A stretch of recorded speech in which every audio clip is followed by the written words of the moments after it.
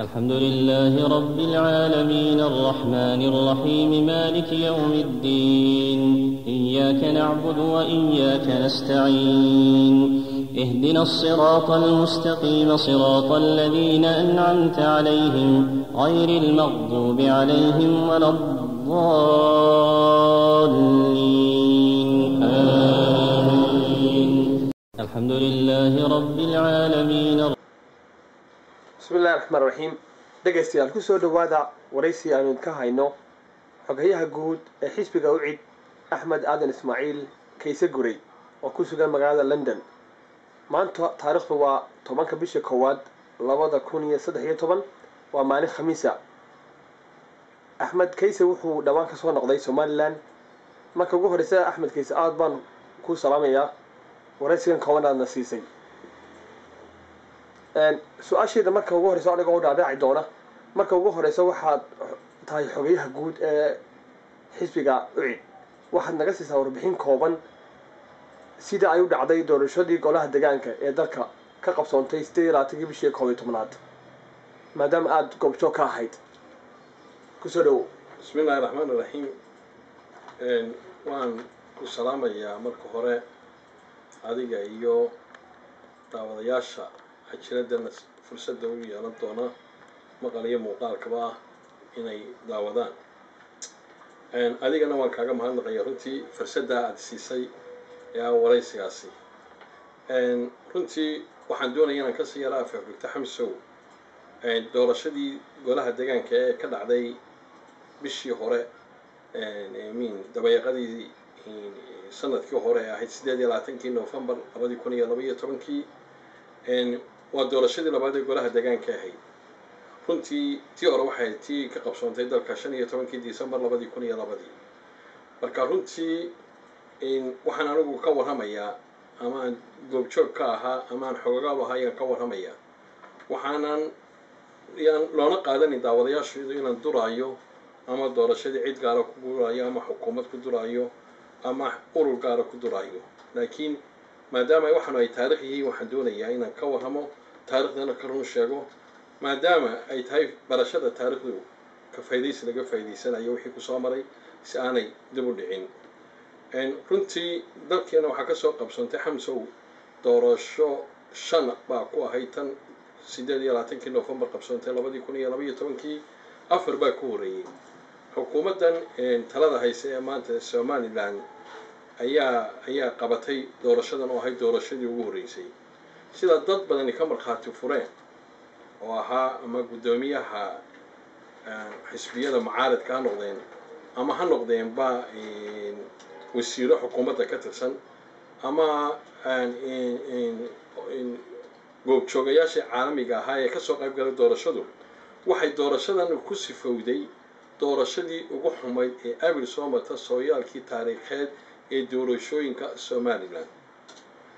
runtii waan ka xumahay inaan iraado taasi laakiin runtii waxaad moodaysaa inuu kullayba in runta oo la sheego ama wixii dhacay xaqiiqda laga sheega inay daawo tahay in la saxo mustaqbalka soo socday doorashooyinka. doorashadani qaladaad bay lahayd daldalooyin badan bay lahayd waxa lahayd isdabamarin badan musuq badan baa jiray waxyaabo badan baa ayaa meeshaasi ka dhacay oo ilaa riiqdeedii imikadaasi ay dadna inagaga dhinteen ilaa riiqdeedii iyo mudaharaadyadeedii iyo dhibaatadeedii maantadana ugu dambeysay shalay ugu dambeysay wixii ka dhacay ay tahay natiijooyinkii ka yimid doorashadaasi. runtii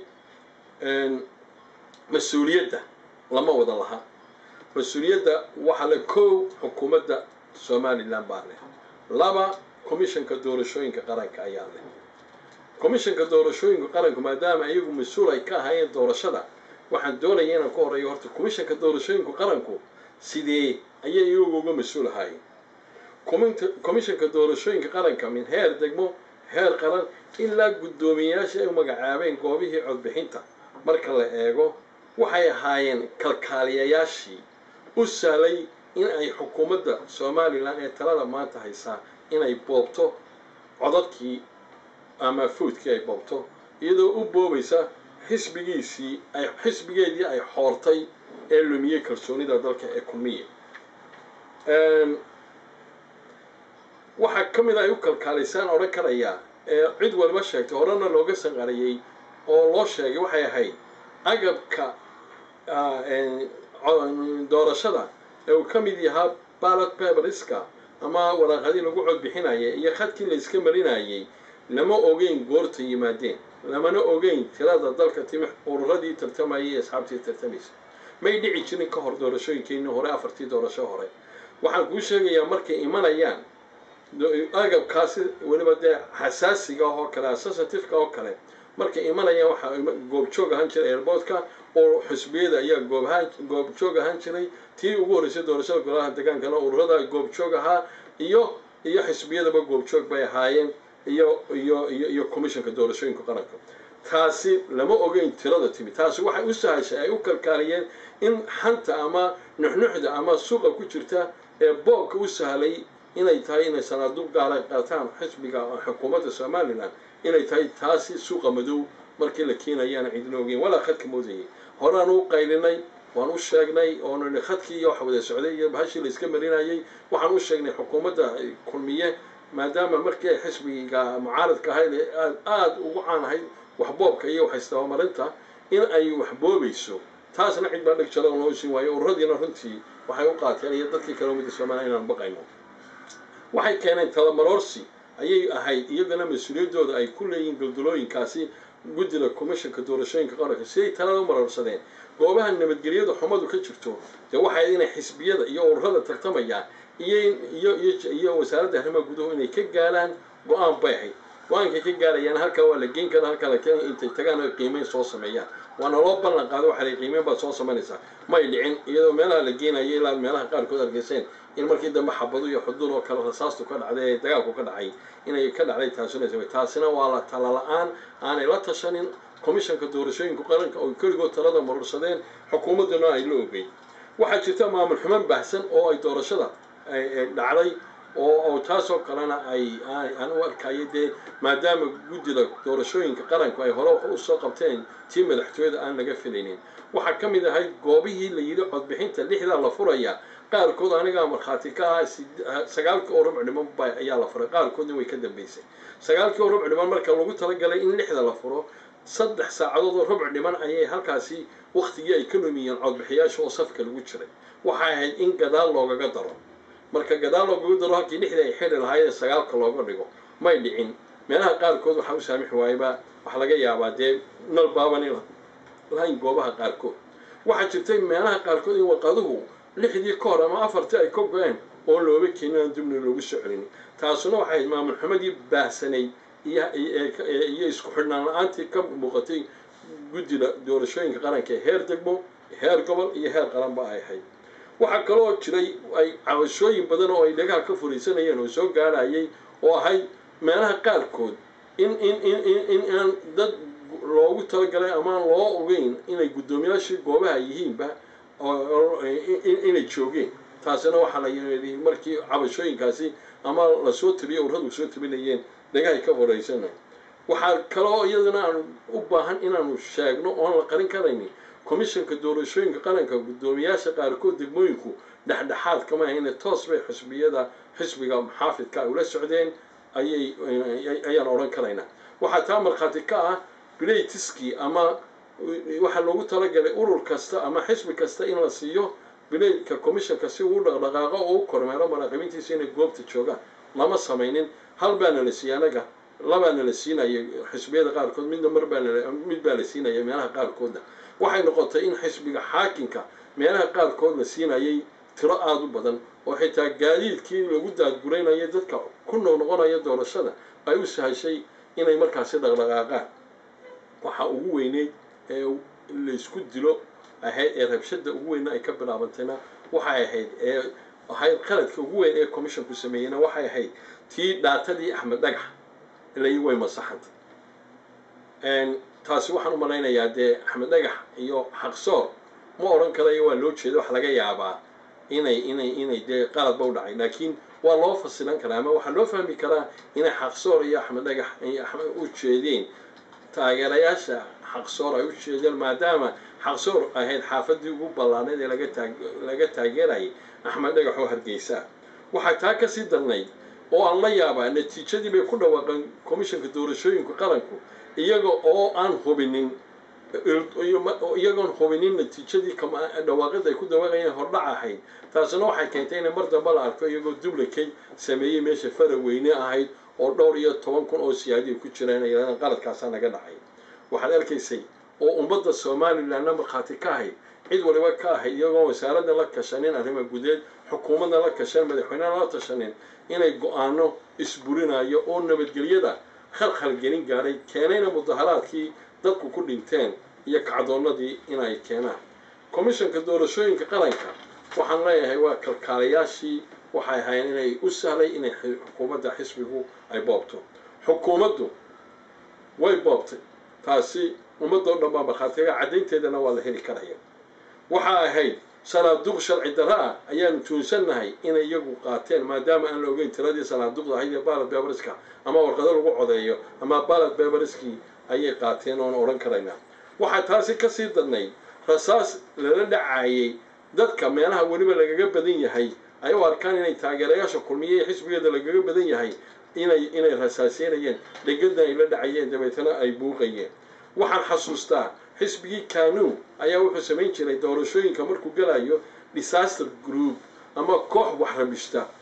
wax rabista ayay sameynaysaa xukuumaddu oo si loo hakad geliyo habsami u socodkii doorashada weliba meelaha ay taageeradeeda lagaga badan yahay taasina waxay ahayd iyaduna markhaatimo doonto waxay ahayd rasaas lala dhacay oo berbera tusaale u soo qadan kara iyo meelo kale oo ceelgaaga ka mid ahayd baa lagu rasaaseeyey dad badan ee goobaha meelo badan oo askartu rasaas adeegsanaysay waa jiraan si markaasi ay u khalkhalgeliyaan nabadgelyada iyo u cabsi geliyaan codbixiyayaasha waxaa jirto hanka TV la keenay hantidaad iyo jirdil lagu sameeyey muraaqibiinta ururada qaarkood ururka rays wuxuu soo bandhigay oo hanka TV laga daawaday oo anigaygaas markhaati ka arkay raggii sigaarka lagu dhijiyay waxaan xasuustay barigii loo jiray gaani ayaa Cabdilaahi askar mujaahidkii la naxariistay sigaar ku dhijiyay nin sigaar lagu dhijiyay oo xisbiga rays ka tirsan ayaan arkay oo waliba katila lagu xiray ninka ku xirayna nin ciidanka abu aha waxba lagama qabanin umar dilacsana ceeregaaba gudaheeda war waa kan ninkii igu dhijiyay sigaarkii meesha ugu xidhay wixiisiina farsamaystay miyaa waxba laga qabanin ma gacantan isku dilaa ma gacantan ula tagaa miyaan iska celiyaa miyaan sharciyo dawladda jiray إذا لك شو رقم السنة هون كيبل تي في بيكينن مسؤولين تي رئيسان مرخاتكين مركي عيد تاجرته وعي تاسنا واحد قاعدين إنسان إن حكومة مركزي أي يدو كذب بيسي إن أي بوابته هذا ورنتي وحيابا بدن أوران كرايو دي إلا يمير هذي أي بوابي سي يا شراو دارشة يمير كحيين كي بربلا مركي يمير كي بربلا لا دارتي وهذه قال كاي قدومي قبل كمحمود علي سليمان رماح ayaa la eriyay khamiis buu qabtay doorashadii markay arkeen in wadani iyo kala heleen iyo cud kala heleen oo kulmiye waayay ayaa jimcihii xitaa la maro waa maalin jimci u kaadiya dabeetana waxa la yiri maalintiiba jimcihiiba waa la eriyay sababtoo waxay habbi ku noqonayaan ma wuxuu fulin waayay qorshihiisii oo ka dhagaalay diiday qorshe ahayd inay khasab kaga dhigaan in kulmiye meeyar ku xigeen ka bay ka dhigaan intaasi ayaan ku soo gabaynayaa taasna wax cadeynteeda la heli karo كيسة واحد عاد قول يراتي إن أي وشري بوب بدن أو عاد وفر بدني ما حد قاعدين إن بوب كا أنت هلا قاعد شيء كيسة وشري ما حد قاعدين سا برترونتي ما نشعلين إن اللي هذا حكومة ضيادي أنا كفلنين نحن نقطه أورا يحسب هذا الدار نقطه وأنا نصيب دره عدالة ده هذا هو نكوجيني إن يصير أوسي حمقتها هي ما نوجين xukuumaddeeda waxaanu doonaynaa inuu la shaqeyno haddaanu ladanahay nabadgelyadana kala shaqeyno doorasho xoolo xalaal inoo noqoto waan ognahay xukuumaddeedu inay tahay mid tamar daran taag daran laakiin waxay ku darsatay daandaansi badan iyo in iyadu abuurto cadaalad darro iyo xasilooni darro lafteeda ay ku abuurayso annagu runtii caddaymahaanu ku caddaynaynaa waa waxaanu dadka u sheegi karayno eedan iskama eedeynayno laakiin anigu caddayn waan samayn karaya waxaan oranaya horta waxaan xasuustaa maalintii la yiri xukuumaddii Soomaaliland baa raashin ka cuntay dadkii masaakiinta ah buskudkiina ka cuntay dadkii lagu nafaqeynayay ayaana la soo waxa la yiri maxaad uga hadli weydaan anagoo uduba markaasi in ay arintaasi raashinka iyo inay xukuumaddu ay boobtay ay dhacday waxaanu ka xishoonnay in anagoo xisbiyadii mucaaradka in aanu idhaahno xukuumaddayadii ayaa raashinkii ka cuntay dadka masaakiinta ahaa ama buskudkii lagu nafaqaynayay carruurtii nafaqada dalayd runtii tan anigu maanta waxaan odhan karayaa xukuumaddu si toosa ayay u bareeraysay ay u boobaysay eeddaa caddaynteeda ayaan hayaayoon ku saboolaya ama aan doonayaa inaan bal waxaan ku taageeri karayo inaan efeleniskaasoo kale ama caddayntaasoo kale aan wax ka sheego 6 gobol baa ka dhacay gobolladii hore ee Soomaaliya ka koobnayd waa Awdal waa Maroodijeex waa Saaxil waa Togdheer waa Sool waa Sanaag 6 gobolba xukuumadda Soomaaliland xisbigeeda kulmiye waxa uu galay kaalinta koowaad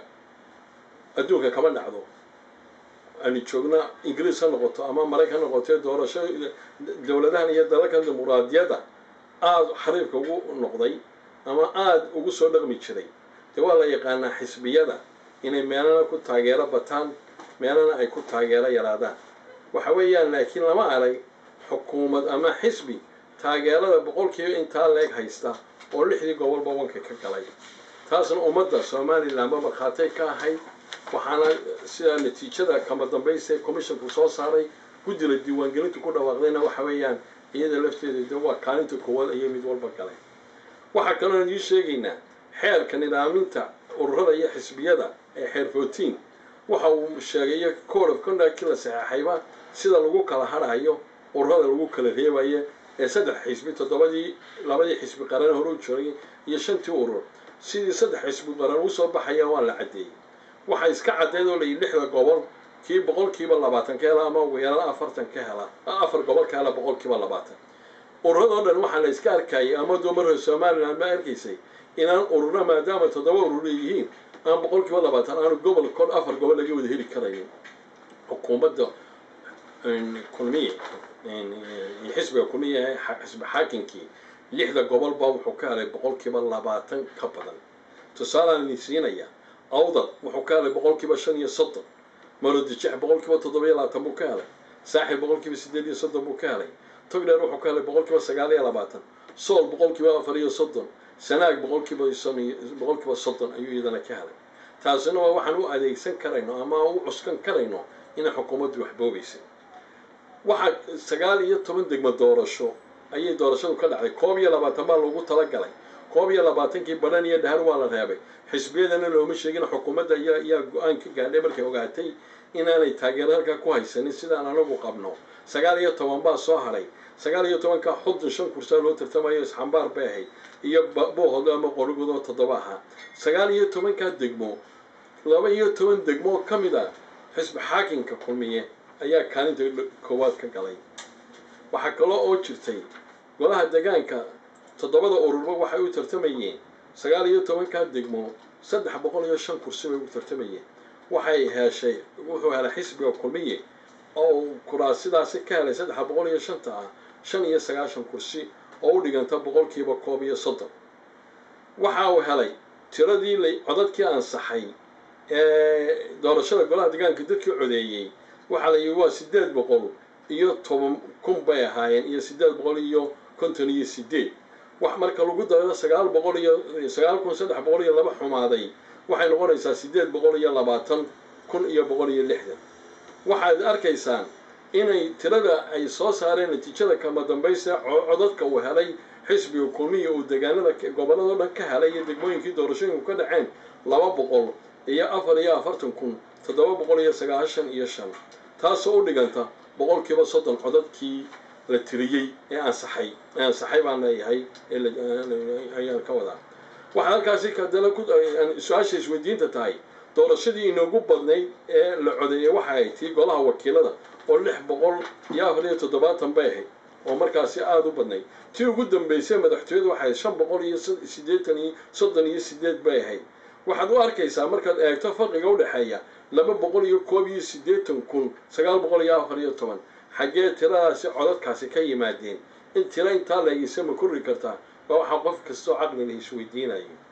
waxa kale oo idin sheegaya tusaale yar oo sahlan baan idin sheegaya in xukuumaddu wax boobaysay ay kula soo talo gashay inay boobto askar baa ilaalinaysa goob kasta cod bixina 1,056 gooboodba goob kasta ciidanka booliiska ilaalinayay siday sheegeen goob joogayaashii caalamiga ahaa oo ay markhaati ka kaceen waxaa la arkayay askarta oo daawanaysa ama arkaysa oon waxna odhanaynin dadkii iska marinayay khadka ee safka ku noqonayay 4 doorasho horaan qabanay xukuumaddii hore udub ay qabatay 4taa doorasho qabatay marnaba may dhicin in iyadoo la arkayo si faashila ama babliga booliisku arkaya goobta codbixinta horteeda ama safka lagu jiro la iskaga masaxayo oo qalabkii la iska masaxayana oo meesha yaalo oo lagu noqonayo may dhicin xukuumaddii uduba tagtay xisbiyadii markaas askartii ama ciidankii booliiska mayagay raaceen waa la bedelay oo askar cusub baa la qoray askartu waa askartii laakiin xukuumadda amar bay ka haysteen iyo wasaaradda arrimaha gudaha iyo booliiskooda inaanay waxna odhanin taasina cid walba riboodkeedii warbixinteedii waa la hayaa ay qoreen gaadiidkii dowladda ayaa dee la isticmaalayay oo qaarkoodna laga saarayba waxa la yidhaahdo blade numberkii inta laga bedelay taarika soomaaliya lagu xidhay shidaalkii baa la isticmaalayay cashuurta qarash baa la isticmaalayay lacag waala bay isticmaalayeen oo ay musharaxiintooda siinayeen musharaxiinta kalena ay kula dagaalamayeen si ay u fanasaan taasi waxay caddaynaysaa marka intaasi aan kaga baxaya waxaasoo dhan iyo waxyaabo badan oon halkan laga sheegi karaynin iyo waxay ku caddaynayaan inay taasi ahayd inay boobaysay xukuumaddu talada haysa ee Soomaaliya. Okay, waxaad sheegtay in arrimahaas oo dhan ka soo warantayba wadiga sheegay waxaan kala koodin lahaa maxaa ka jira in xisbigiina ay xukuumaddu ka dameysay inuu soo baxo horta runtii wax lagu qoslo xamso xukuumadda talada haysa xisbigeeday ayay u shaqaynaysay waa laga yaabaa inay jeclayd inay xisbiyada qaarkood inay soo baxaan oo sida ay sheegayaan laga yaabo inaanay ma garanaysaa dee uulka qabow yihiin say sheegayaan ama ay hoosta ka jeclayd laakiin xisbiyada soo baxay shaqo marka labada xisbi macaalad eego wax shaqo ay ku lahayd anigu ma oran karayo laakiin anigu kaayaga ayaan ka hadlayaayo xukuumaddaasi xisbigayga way la dagaalantay waxyaabo badan aanu ka hadlayna waa jiraan waxaanan qabaa inaanayna soo saarin iyadoona sima soo saarin mid baan kuu sheegayaa doorashada ka hor shir jirayd baanu qabanay waxaanu ka qabanay dagaalka ay xukuumaddu nagula jirto waxay musharaxiinteedii tanaasulinaysa weliba gobolka saaxib way lacagta kula wadaysay ilaa gobolka togdheer waxaanu ka hadalnay musharaxiinteeda qolyaha kiraysanaya iyo guryaha kiraystaan in lacag inta la duldhigo la odhanayay ka saara aniga intaan idinka siinayne waxaanu ka hadalnay musharaxiintayadii iyagu lacagta inta loo ballan qaadiyo shaqooyinka la yidhi tanaasul ee nagala tanaasuliyey waxaanu ka hadalnay ilaa iyo madaxweynuhu markii uu tegay burco musharaxiin sidaa noo sheegay inkastoonan caddeemeedii laakiin noo sheegay musharaxa laftiisu sheegay u caddeeyey in madaxweynaha ilaa iyo waftigii wasiirada ee meesha marayay loo geeyey oo la tanaasulinayay waxaan ku caddaynaynaa kale 5tii musharax ee maalintii 18 Noofembar inay dagaal lagula jirtay Noofembar ay marayso 18 Noofembar oo 10 cisho kali doorasho ka hadlayso Ramad hotelka la yiraahdo burco anaga goobjoog ahayn la kulanay iyagoo markaa 5 laga tanaasuliyay markaa miidiyaha ka soo baxeen ay qabteen warbaahintu waxaanu ku galnay xukuumadda xisbiga ucid ururka xisbiga cadaaladda iyo daryeelku wuxuu burco ku galay 5 musharax oo kaliya 5 musharax waa ta keentay inaanu cod aanu ku taagano ama musharax labaad ku helno aanu weynay marka xukuumaddu aanu waxaan qabnaa doorashada ka hor bay degaan uga jirtay tan kale maalintii doorashada dhacaysana barbaro waa lidii sheegay meelaha rasaas lala dhacayay taageerayaashooda ku badnaayeen booliiska la keenay rabshada kooxda aan lahaa waxbay abuurayaan disaster groupka la baxayaan kulaasi kaanuyo kale noo keenay bay noo isticmaaleen lacag bay noo isticmaalayeen gudoomiyaha commissionka ee degmada iyo kuwa gobolka waxay sameeyeen xitaa inay playtiski noo diideen oo ay ugu yareeyeen markii dambana xabadna siiyeen oo dabeetana haddaanan qaldanayn markii dambana kulmiye ay siinayeen playtis badan ama taarikooyin badan oo commissionka doorashooyinka qaranka si ay baabuurta dadka lagu gulayo ay sameeyaan waxaan qorshaysanay anagu ku tala jirnay anagoo ku xisaabtamayna taageerayaasheeda inaan gobolka awdal iyo maroodijaxba kaalinta koowaad gobolka awdal iyo saaxil kaalinta koowaad galno maroodijaxna kaalinta koowaad laakiin 3 gobol bariga togdheer sool iyo sanaagba kaalinta shanaad ayaa noo qorshaysnaa inaan golo markaan eegnay koowaad taageerayaasheeda iyo dee aan miisaanay musharaxiinta nooga sharaxnaa waxaan helay awdal iyo maroodijax kaalinta 3aad baanu galnay anagu qorshaha iyo xisaabtii ay haysanay muraaqabiinteedu inoo sheegeen may ahayn taasi saaxil kaalinta labaad baanu galnay kaalinta koowaad baanu ku xisaabtamay may dhicin togdheer iyo sanaagna ina kaalinta shanaad baanu galnay halkaanu kaalinta shanaad sool kaga xisaabtanaynana kaalinta lixaad baanu galnay waxaan markaasi anigu odhanayaa annagana lama soo saarin xisbigayaga mana nihin kulmiya 3 sida meelaha qaarkood aan ku arkayay mana nihin kulmiya maqluub loo riday waxaanu nahay anagii xisbiga kalaba xisbi macaarida oo diyaar u ah inuu kaalintiisa macaaridnimo buuxiyo oo uu noqdo macaarid wax dhisa wixii dowladda ku qaldan tahay ama xukuumadda talada hayseena aanu markaasi ku sixi karno aanu ku diidno waxay hagaagsan aanu ku raacno laakiin anigu nalama soo saarin xisbigayagana naanaysta loo yaqaana waxa weeyaan xabaalmariwaa xukuumaddu way ugu talagashay inayna aasteen laakiin tii alle iyo calaf baa ha kayse aad baad umahadsan tahay warbixintaa dheeraadna siisay waxaan kalean ku weydiin lahaa ma jirtaa wax talo ah oo aad usoo jeedinayso ururada hadhay bismillahi raxmaani raxiim horta runtii waan ka xumahay ururadii hadhay ee tirsanaya cadaalad darrada anigoo ixtiraamaya mowqifkooda runtii oo laga yaabo xisbiga ummadda iyo xisbiga raysba inay u tanaasuleen markay eegeen danta shacabka iyo dalka iyo ururkan kale isaguna xaqsoore isaguna go-aankiisu ku gaadhay inaanu tanaasulin ee uu dacwadiisa sii wato anigoo ixtiraamaya haddana waxaan doonayaa inaan in yar uun ka idhaahdo bal xaaladda iminka somalilan iyo marxaladda ay marayso inaan in yar ka idhaahdo kadibna aan ku gunaanado baaq ama tala soo jeedin ururada iyo ummadda kale ee somalilan baanu samayn karayno aan ka odhan karayno runtii somalilan dhaqan baa jira dhaqanka jiraana aan kusoo arkayno xun oo ah in la isxanto laakiin la isku caddaynin waxaan doonayaa maanta inaan anigu ka hadlo marxaladda xukuumaddeenu maanta marayso anigoon xanna igu ahayn laakiin aan maanta publicly u odhanayo xukuumaddeenu halkay marayso iyo dhaqanadeedu taasoo ina geyeysiin kara inuu xasilooni daro ilaahay naguma keeno dalkeena ka dhacdo xukuumadda dalkeena haysaa waxaad arkaysaa inay tahay xukuumad taliskii siyaad baroo kale la mid ah oon u turaynin dadkeeda iyo shacabkeeda taa waxaa tusaale kaaga ah mudaharaadyadii salmiga ahaa ee laga diidanaa ama ka dhashay natiijadii doorashadii golaha deegaanka ee ku dhawaaqeen commissionka doorashooyinka qaranka ee ka dhacay axmed dhagax iyo tii booremeba iyo arrinta saylac ee la shalayna lafteedani dilo ka dhaceen in dadka mudaharaada iyo mudaharaadka salmiga ah inay xukuumaddeenu rasaas la dhacaysay runtii ilaa ay qaarkood keentay dhimasho iyo dhaawacba anigu halkan ka tacsidaynaya dadkii ka dhintay horena xisbaan aan u tacsidaynay waxaad arkaysaa xukuumadda maanta talada haysaa in ay tahay xukuumad aan u turaynin dadkeeda iyo shacabkeeda madaxweynaha jamhuuriyadda somalilan axmed maxamed maxamuud shiinaanyo anigoo ixtiraam u haya waxaan xasuustaa maalintii uu mudaharaaday ee rasaastu dhacday mudaharaadka isagoo xisbi guddoomiyaha xisbiga kulmiyaha uu soo maray xafiiskiisa ka yimid doonay inuu lug ku maro magaalada rasaas bay ciidanku ay ku rideen waraysiga iminka aad arkaysaan ee websaydyada iminka dib loogu soo celiyay barigaa universal siiyey iyo warbaahinada waxay ahayd dadkii salmiga ee mudaharaadayay ayaa xabad lala dhacaya xabad loo quuraya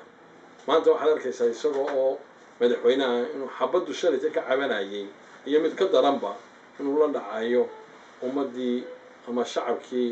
mudaharaadka salmiga ah waday waxaa kala moodaa xukuumaddani in ayna caburin ku bilowday saxaafaddii iyo xorriyatul qowlkiiba intii ay talada dalka timi waxaa jirta walaalaya ama daawadaya xukuumaddayna talada dalka ka haysa maanta waa xukuumad caburinaysa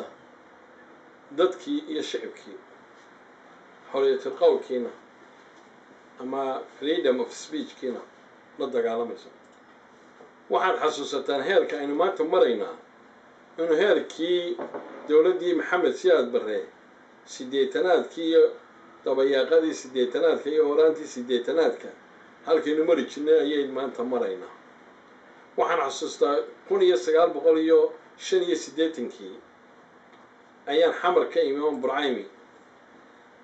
waxaa meeshaa ka taagnaa ama dadka lagu caburin jiray ama lagu xidhxidhi jiray ma malayn karaysid. waxaan ka xasuustaa ku qoslo kabtan kufay nin lagu xidhay oo maxkamad lagu soo taagay military. waxaanu arkay dad lagu xidhay way seexan waayeen oo seexan waa buu ahaa. waxaan arkay dad qaadku markii waa tii la mamnuucay xukuumaddii berigaa ama taliskii maxamed siyaad barre uu mamnuucay, waxaa la yidhi seexan waa qaad isuga qaad oo qaad bay sugayeen baa lagu xidhxidhay. waxaa jiri jiray radio kulmis la dhegaysto oo ka hadli jiray Ethiopia. ninka u qosla ama u riyaaqa isagana waa la xidhi jiray. waxaana lagu xidhi jiray ururyaaqid dacayad dowladeed iyo wixii la mid ah. walaal ma malayn karayseen haddaad xasuusataan wixii dadkii noolaa ama waqtigaasi jiray wixii laynagu xidhi jiray waxaas iyo waxa ka daran ay ka mid ahaayeen. maanta walaal xukuumaddeena Somaliland markay talada dalka qabsatayba oo la wareegtayba July 2010 waxay ka bilowday inay caburiso saxaafadda oo xidhxidho oo jeelasha ku gasho ilaa madaxlaqameedyadeennii ayaa la xidhxidhay.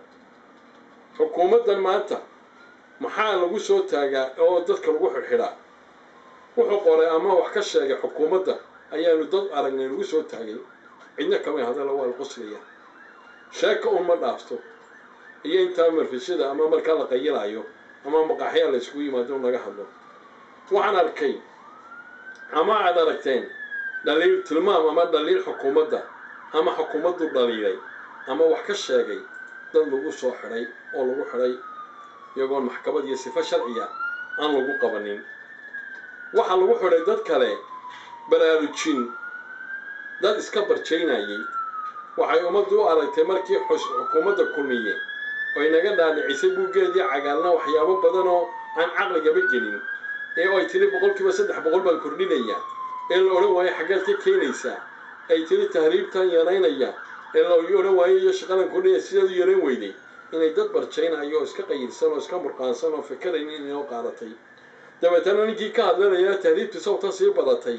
ama buugga cagaarnaa dula ilaa 300 sheegteen 100 baa sheegteen 200 maaye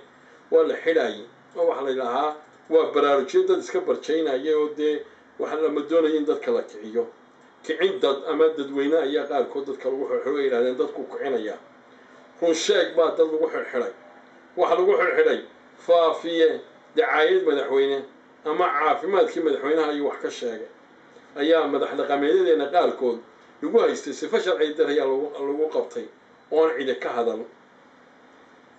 wuxuu lagu qabtay oo madaxlaqameedkeena iyo dadka lagu xidhay ku sheegay wasiiro xukuumadda ka tirsan waxaan ahayn ama ku shaambadayn wasiiro xukuumadda Soomaaliya ka tirsan waxaan ahayn. qaarkood baa walaalayaa wasiiradeena ama ka tirsan xukuumaddu ay weydiiyaan dadka ganacsatada ah wax baada haddii baada ay diidaan waa la xidhaa oo la xukuumaddii horeba baad siin jirtay lacag baad siin jirtay mataayada godob gaara ka gashay. waxa walaal markhaatiyaal ka ahaydeen dhacdadii ugu dambeysay Mansuur ka dhacday 3-4 cisho ka hor ee lagu xidhay ninka ganacsada ahaa ee sharafta iyadoo waalan loo soo qaadan maxkamadeed inta laga qabtay lagu xidhay la geeyay jeelka Jigjiga saldhigga dhexe saldhigga booliiska Jigjiga la geeyay. haddaad eegtaan dub baadhaan bal oo biga tago maxaa ninka ganacsada lagu soo xidhay. waxa lagu soo xidhay ka xanaajiyo wasiir baa lagu xidhay walaal ama la kaftame wasiir kula kaftame wasiir waxaanu raalli ka ahayn ama wax ka cariisiyay. walaalayaal heerkaasay maanta xukuumaddeeni caburinteedu maraysaa oo aynu qoslayna taasuna halkii inay geeyaysiinaysa ilaahay naguma keeneen caburintaas way arki doontaan. aw xasan sheekh baa ilaahay naxariistay wuxuu yidhi markuu maqlay saaxiibadii ragga isku kacaanka ahaayeen oo dhintay hebel geeriyo hebel dhibay maxaa dilay dhiikar baa dilay macaan baa dilay waxaasaa dilay joonis baa dilay ayuu wallahi ma idin garane diiqada kacaankaa dishay hadday xukuumaddu caburinta kusii wado iyo diiqadan ay dadka ku hayso shacabka ah waxa xigi doonta inuu arki doono inagoo soo taagan inay dad diiqadi disho xukuumadda kulmiya walaa xukuumaddeenu dulqaad ma laha oo waydin ogtihiin degdeg badanina waa ku jiraa sanada dhexay jawaabtaa waxaana garan karaysaan fudaydka iyo degdega intaa le iyo walaal mas-uuliyad darrada xukuumaddeeni ka muuqata waa kuwa sanada dhexe jawaabaya ee waagu haydiin bariyo oran kari waayey xukuumaddeeni waxaad arkaysaa dulqaadkeedii waad arkaysaa wax yar bay ka xanaaqaysaa wax yar bay dhibsanaysaa mudaaraad ama waxbaa ka sheegaya markiiba subxiiba qaar reerkooda la odhanaya ama beeshooda ha caayana ha u jawaabeen qaarkoodna waaba la xidhaya ama waa loo hanjabaya ama tagis maseejaa loo diraya waxaad arkaysaa maalintii dhaweyta walaalayaa ninbaa xirsi abwaan ahaabaa wax ka sheegay inkajiir ayaa wax ka sheegay xirsi iyo wixii ay kala muteen ama wuxuu ku yidhi heestiisii hees buu ka tiriyey anigu heestu masax bay ahayd maqalad bay ahayd weligeedba abwaanada iyo fanaaniintu way samayn jireen markaasi inay sameeyaan dee inay dhaliilaha wixii dhaliila tilmaamaan si ay u saxaan xukuumaddaasi waxaan walaa markaasi arkaysaan in loo jawaabay oo la caayayay oo la hanjabayay waxaad walaa arkayseen xukuumaddeenu inay daandaansi iyo ajad iyo kibir ay wado oy doondoonaysa in leedahay midhaa dadku haystireen ee doonaysa inay shicibka iyo ummadda iska horkeento daandaansiga walaal waxaa idinka markhaatiyaan mujaahid cabdiraxmaan cabdilqaadiri oo walaal isagoo dhoofaya oo xamar ku socdaa muqdisho ku socda caasimadda soomaaliya dayaaradii looga soo reebay sifa aan sharci ahayn looga soo waray horaal dhabarka looga jabiyey wixii lagu sameeyaan oogay halkaasuu iska maro dabkiisiibuu aaminay buu joogaa waa ha la istiro ha la daandaansado waa la daroonaya waa la daandaansanaya xukuumadda walaal caynkaasa ma haysano baarlamaan xakameeya baarlamaankii golihii wakiilada waxaa ula baxay iminka golaha duuduubka waad arkayseen miisaaniyaddii dhammayda 2013 inkastaanu ku mahadnaqayo waqtigeeduu ku keenay wasiir Soomaali haddana duuduubka lagu ansixiyay iyadoo laga naaqasho laga doodina in duuduub lagu ansixiyay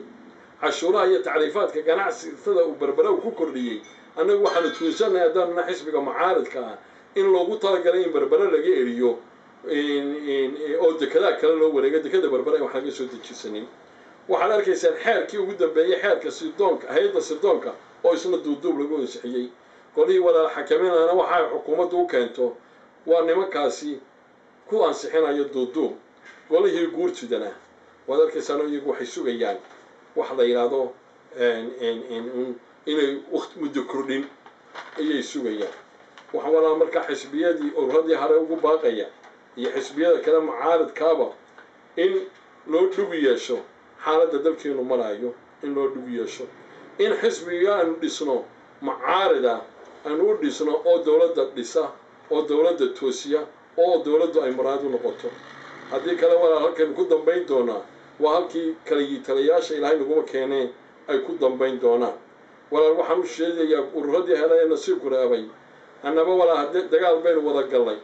dee dadku dagaal markay wada galaan waxna waa dhintaan waxna waa dhaawacaan waa noolaadaan haddaan buriskii ama dubbihii xukuumadda Soomaaliland ka badbaadnay xisbiga wuxuu waxaan ugu yeeraynaa walaal inay nagu soo biiraan wixii nagu soo biiri karaya ee doonaya inay walaal mucaarad noqdaan wixii go'aankooda ku adkaysanaya halkaa joogayaana